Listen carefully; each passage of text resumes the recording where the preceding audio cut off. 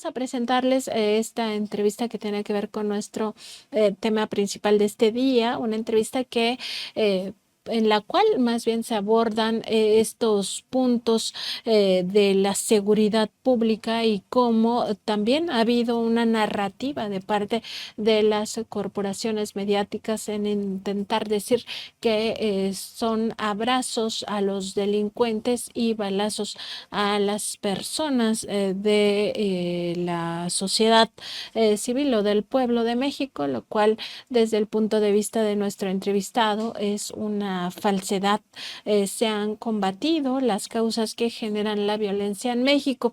Él es maestro en estudios regionales por el Instituto Mora, está en un proceso de doctorado en sociología por la Facultad de Ciencias Políticas y Sociales y tiene 2 licenciaturas, una de ellas en Ciencias Políticas y Sociales por la Facultad de Ciencias Políticas y Sociales de la UNAM y también en esta misma escuela la licenciatura en Sociología. Además es profesor de esta facultad, querida Facultad de Ciencias Políticas y Sociales de la universidad. Vamos a ver lo que nos comentó en torno a la política de seguridad pública del presidente López Obrador.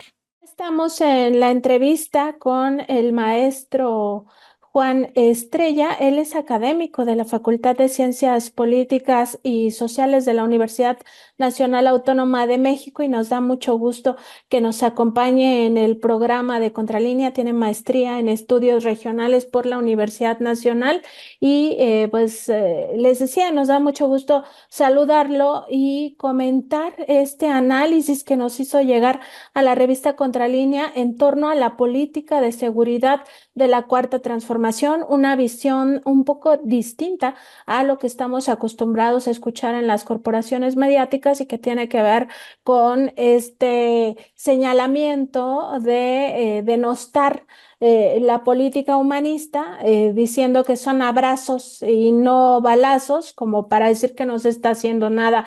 Pero maestro, usted tiene una visión distinta y nos gustaría que nos comparta precisamente estas reflexiones en torno a lo que sí ha hecho el modelo de seguridad pública del presidente López Obrador.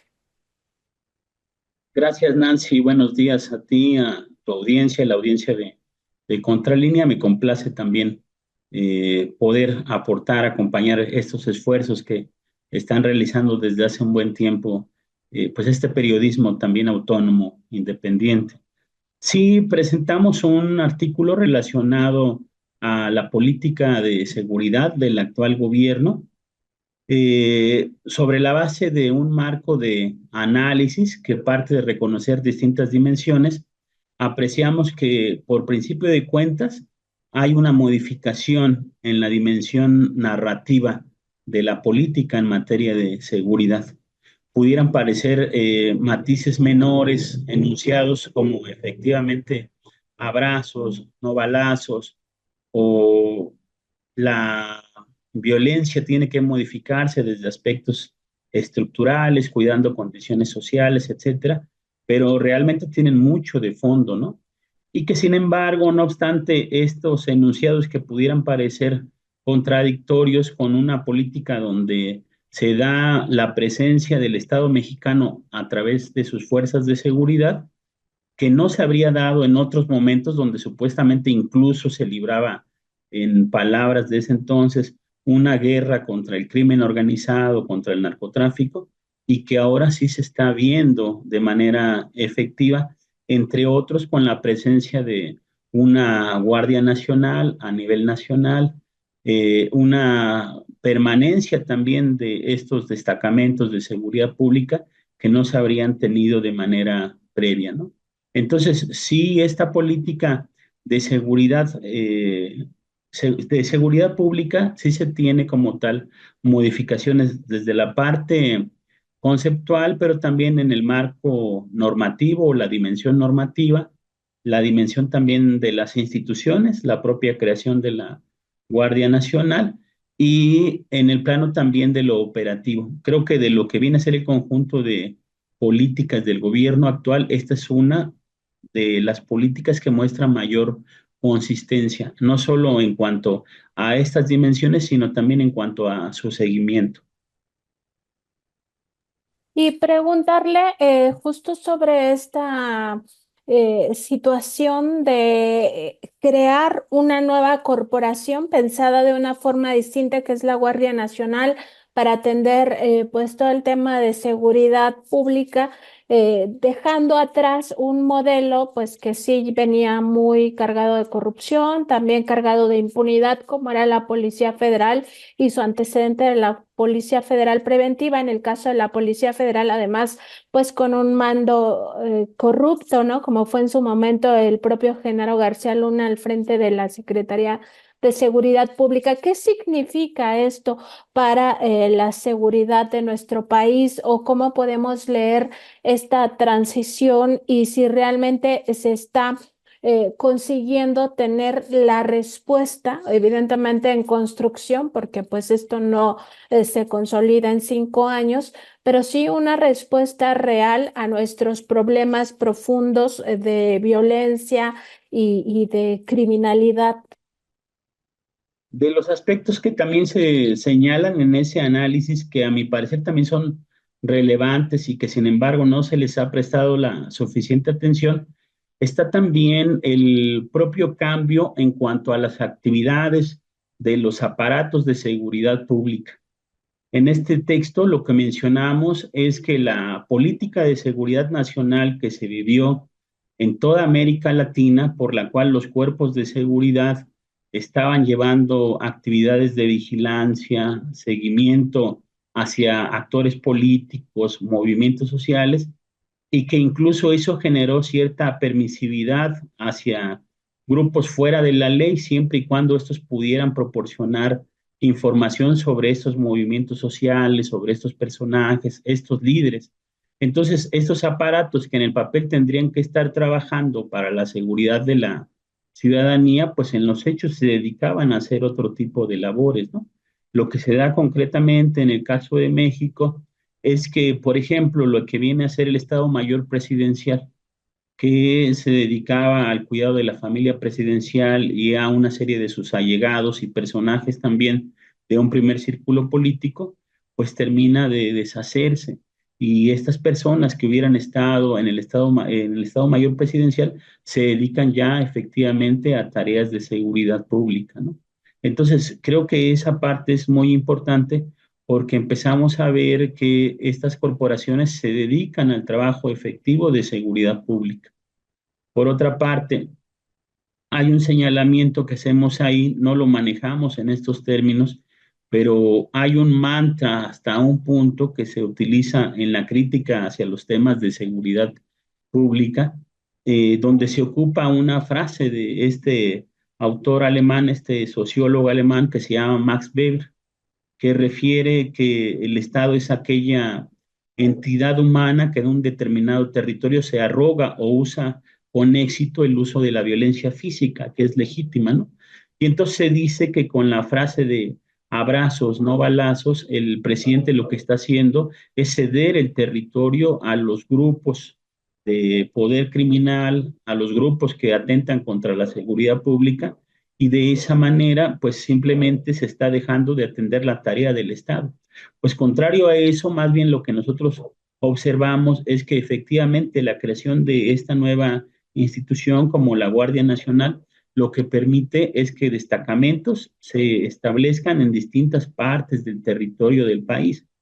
No solo son operaciones relámpago, por decirlo de alguna manera, que llegan y se presentan cuando hay algún tipo de incidencia al alza delictiva y ya terminando aparentemente esta incidencia se retiran.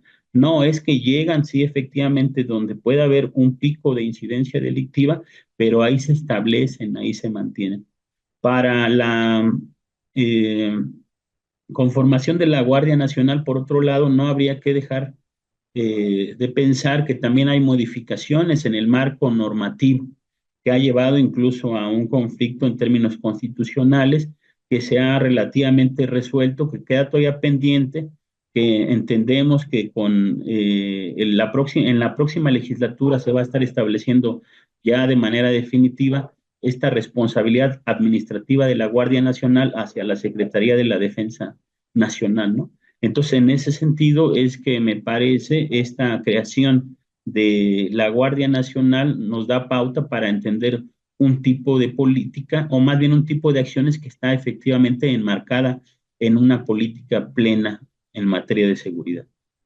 Y justo esto nos lleva a otro, digamos, otra reflexión que contiene este ensayo que compartió Maestro con la revista Contralínea y tiene que ver con también estas campañas de desprestigio que señalan justamente que esta disciplina militar en realidad se traduce en una militarización del país, como si estuviéramos en otros momentos, algo que se recrudeció mucho pues en la Guerra Sucia, ¿no? Cuando sí, evidentemente estaba militarizado el país y con fines además de represión social, todo lo que se vivió también con el levantamiento zapatista de liberación nacional, donde también el ejército fue utilizado para atacar a la población civil.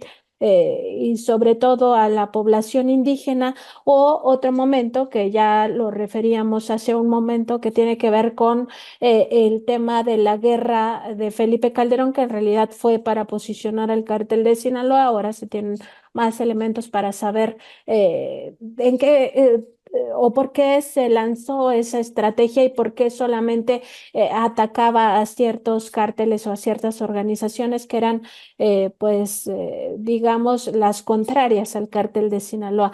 Ahora se trata de hacer este mismo señalamiento. Usted sostiene en este análisis que no es así, o sea, que no necesariamente se trata de una militarización, sino más bien de mantener quizá la disciplina, pero me gustaría que lo comente para nuestra audiencia, maestro, por favor.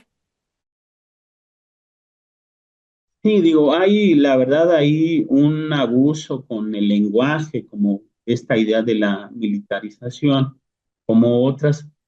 A mí particularmente me llama la atención que las observaciones no solo provengan de la oposición, sino incluso de una academia de investigadores de posturas que tienen una simpatía o reconocen también los logros de este gobierno, pero no obstante también hacen una crítica de la presencia del ejército en materia de seguridad pública, ¿no?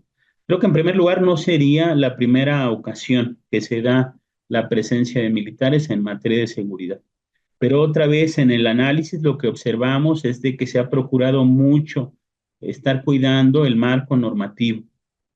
Por otra parte, la expresión militarización tendría uno que entenderla como aquella pérdida de derechos civiles, ¿no? Donde se dan estados de sitio, donde se coartan las libertades de tránsito, donde hay hasta cierta impunidad en relación a las decisiones que se tomaran desde cualquier orden de carácter policíaco, militar, de seguridad.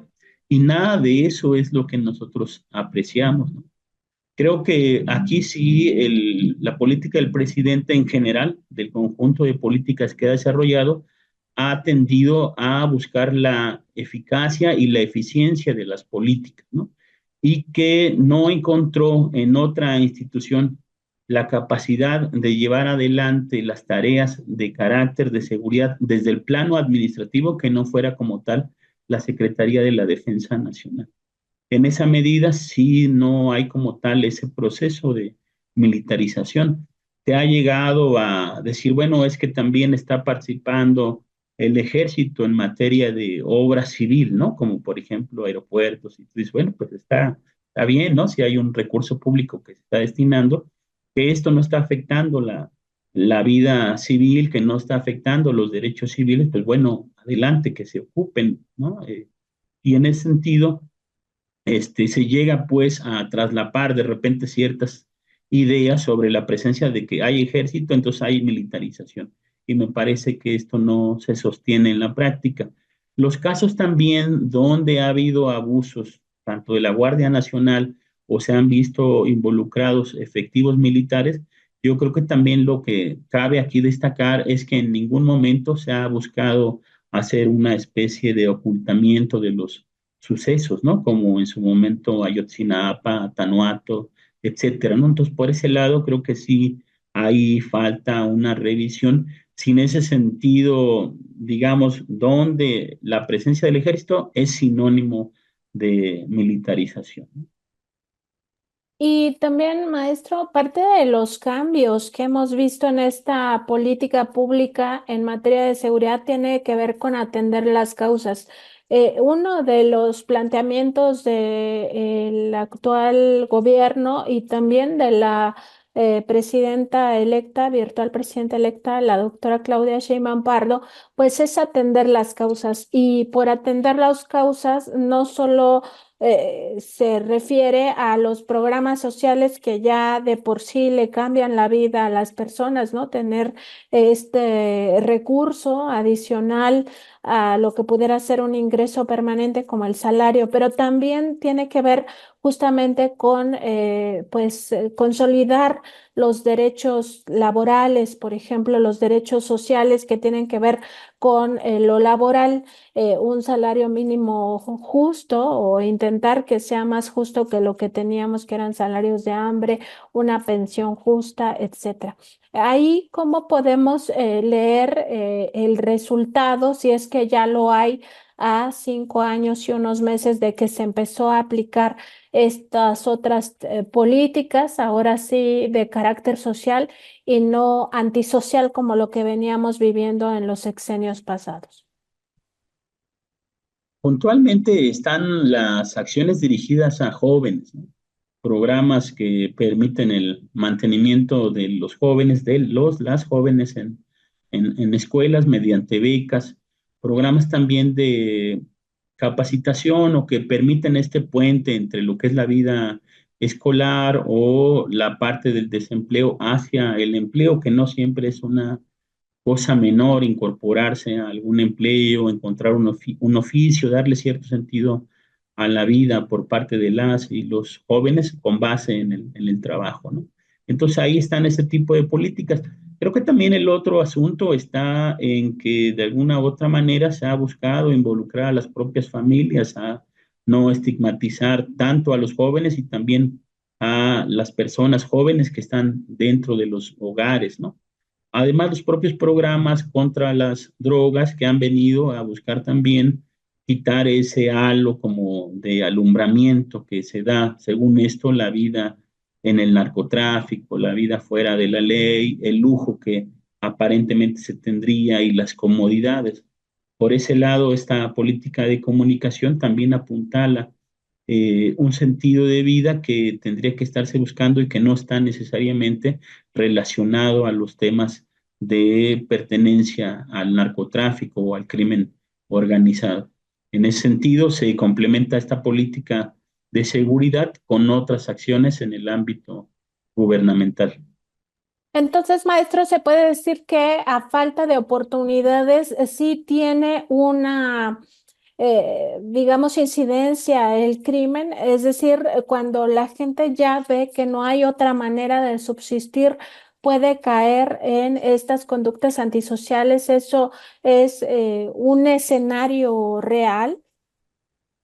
Pues están las posibilidades. Hay del otro lado también estudios de caso, historias de vida que se han documentado, donde se dan por parte de los personajes que terminaron incluso delinquiendo en los mayores de los crímenes o también de una forma extrema, donde relatan cuál ha sido el tránsito de su niñez, de su juventud en el entorno familiar, la falta de oportunidades, la estigmatización, y que de esa manera pues terminan de encontrar donde se les abre, digamos, esa oportunidad, pues la posibilidad de una ruta de trabajo y de vida, ¿no? Entonces me parece que sí, en definitiva, esto termina de ser un caldo de cultivo, me refiero al contexto social, para poder eventualmente caer en este tipo de conductas y formas de vida. Falta todavía, me parece, el análisis ya de procesos y situaciones recientes personales para reconocer hasta qué punto esto termina de impactar, ¿no? No es una sola acción o una acción focalizada, sino un conjunto de acciones que permiten como tal encontrar estos resultados favorables en materia de seguridad pública, ¿no? En este texto hablamos de una reducción de, por ejemplo, el secuestro debajo del 50%, ¿no? Otro tipo de actividades delictivas que incluso las desconocíamos, pero generaban también otros factores de incidencia delictiva, como era el caso del huachicol, arriba de los 80,000 barriles diarios que se tenía de robo, y nadie reportaba esto, nadie se enteraba o no era algo de primera página, ¿no? Entonces, a las reducciones que hoy se tienen de robo de barriles, de huachicol, pues bueno, efectivamente hay un trabajo que muestra la presencia de el Estado mexicano. Y doctor, también preguntarle, porque dentro de este espacio que estamos viviendo o de este tiempo que estamos viviendo, viene el proceso de transición. ¿Qué tan importante es que se mantenga una misma ruta, que no haya un viraje, para que estas políticas públicas, tanto las que tienen que ver con programas sociales para atención a jóvenes o atención en general a las personas en situación vulnerable, y a la par la consolidación de la Guardia Nacional lleven a un momento en el que ya podamos tener una realidad donde no sea constante la violencia, donde ya no estemos contabilizando cada día cuántos asesinatos hubo en el país, o si Guanajuato es la entidad más violenta, o cuál ha arrebatado ese primer lugar, ¿no? En violencia. ¿Qué tanto se debe de hacer para ya ir consolidando este modelo de seguridad pública? No lo trabajo a fondo al menos en ese documento, pero la verdad también luego de que uno escribe sigue con la reflexión, ¿no? Pero me parece, y también por el propio contexto que ahora se da, que mucho tendrá que ver las reformas al Poder Judicial. Yo sí creo que el Poder Judicial puede ser también un factor que favorezca la situación o las situaciones de violencia y delincuencia derivado precisamente de la facilidad con la que se pueden estar liberando personajes que están vinculados, que están identificados con grupos delictivos, ¿no? Con la capacidad que tienen también de fuerza, ¿no? Entonces, por un lado está esa parte, y del otro, de lo que se ha estado ya también mencionando, lo relacionado a los ministerios públicos, a las fiscalías. Me parece que es una parte ahí importante, significativa, ¿no? Que se tenga que estar trabajando de una manera profesional, armando expedientes para que el famoso debido proceso pues no sea procedente, ¿no? Entonces está por ese lado esta parte. En relación a lo que vendría a ser esta política de seguridad, pues esperamos, como lo decimos ahí en el artículo, que se dé una continuidad en materia de lo que se ha trabajado con respecto a la institucionalización plena de la Guardia Nacional, a que cuente con un marco normativo ya efectivo, permanente. Habrá también otra serie de tareas que todavía estarán pendientes. Mencionábamos en el artículo el incremento de la extorsión, por ejemplo, y esta extorsión que en algún momento dado se busca detener con la conformación de un padrón de usuarios de telefonía celular, y que se dice, bueno, esto afecta contra los temas del derecho a la privacidad, cuando, bueno, todos lo sabemos, principalmente en Europa, el que uno pueda conseguir un chip, pues pasa por el hecho de que uno va a presentar una identificación, ¿no? Y que entonces, a diferencia de México, no cualquier persona pueda comprar en una tiendita, en una papelería, un chip de 50 pesos y mediante estar haciendo la práctica de la extorsión, ¿no? Entonces, aquí sí se necesitaría quizá otra vez estar volviendo sobre estos temas relacionados a modificaciones de la ley que se quedaron ahí entrampadas, revisar cuidadosamente el no faltar, por supuesto, a la violación de derechos civiles, a los temas de privacidad de manera efectiva, y que también en esa medida se vayan especializando en este tipo de temas con mayor detalle las fiscalías, las policías, los distintos cuerpos e incluso también, como lo referíamos al principio de la respuesta de este cuestionamiento, pues los propios integrantes del Poder Judicial, Nancy. Y sobre este último punto también me parece importante conocer su reflexión, doctor. Estamos en la antesala de una reforma al Poder Judicial de la Federación. ¿Qué sería lo deseable para ese Poder Judicial? Hay muchísimas voces, ¿no? Quienes dicen que no se cambien a los jueces, no sea el voto popular, que mejor se quede todo como está. Me parece a mí que eso sería un error muy grave. Pero bueno, consultarle justamente eso, su opinión eh, para la reflexión colectiva de lo que estamos viviendo, maestro, por favor. Sí, gracias, Nancy. Miren, para también no desviar mucho la temática en materia de seguridad pública, me parece, como hace un momento lo referí, esto podría también refrescar mucho la composición de un aparato colegiado o del conjunto de integrantes del Poder Judicial que tendrían que mirar que las decisiones que toman pues afectan el día a día de las personas, ¿no? Entonces, que en su momento vayan a hacer la petición del voto, del sufragio por ellos, pues les compromete precisamente hacia las personas que eventualmente pueden ser víctimas como tal de cualquier tipo de delito, ¿no? Y que en esa medida esto pueda, pues, favorecer nuevamente este complejo mundo de la seguridad pública, ¿no? Donde todos, todas, de alguna manera, poquito más, poquito menos, intervenimos y con más fuerza, pues cada uno de los poderes, principalmente el ejecutivo y el poder judicial, ¿no? Que tiene mucho que ver, ¿no? Pero para mí, o sea, esta parte de la reforma me emociona, me complace también estar viviendo este tiempo donde observamos a los ministros, las ministras en la calle o en espacios públicos hablando y que al mismo tiempo pues nos muestra, o al menos hablo por mi caso, pues mucho de la ignorancia que uno tenía con respecto a este poder, ¿no? En las escuelas solemos hablar muy fácilmente de la división de poderes y da uno por sentado, ¿no? Pues el poder legislativo, ¿no? 500 diputados, el presidente, ¿no? Uno cada 6 años. Y el judicial, pues sí, es el que se encarga del tema de las leyes y hasta ahí, ¿no?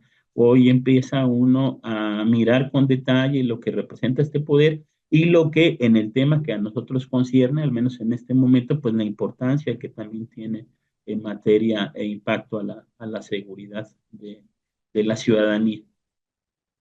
Maestro, pues le agradecemos mucho estas reflexiones. Ha sido un gusto recibirlo en el programa de Contralínea y esperamos pronto contar también con alguna otra participación. Muchas gracias, que pase muy buena tarde.